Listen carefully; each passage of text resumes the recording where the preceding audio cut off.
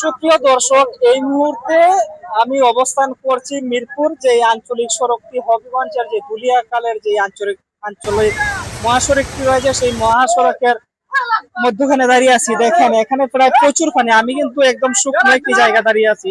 আপনাদেরকে যে আরেকটি বিষয় বলে রাখতে চাই, এর আগে আমি দুইটি ভিডিও দিয়েছি।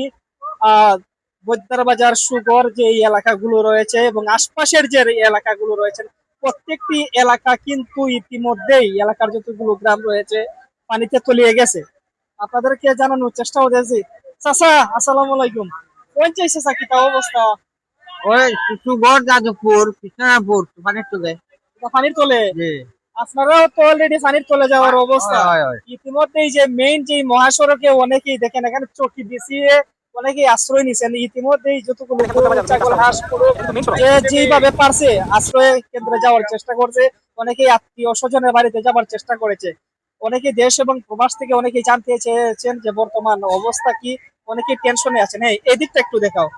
দেখে মানে কতটুকু স্পিডে পানি চাইতেছে, আসলে সেইটা আসলে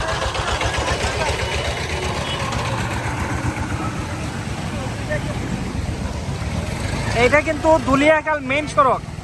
মিরপুর থেকে দুলিয়াখাল যে আঞ্চলিক মহাসড়কটি রয়েছে, সেই আঞ্চলিক সড়কের বর্তমান অবস্থা।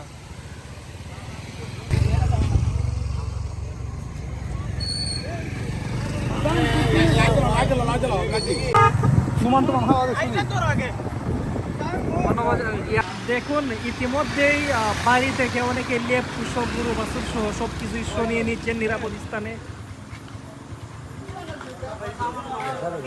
এই যে দেখেন মানুষ গাড়িতে করে গরুগুলো নিয়ে যাচ্ছে। এই দেখেন মহিলারা অলরেডি এই যে দেখেন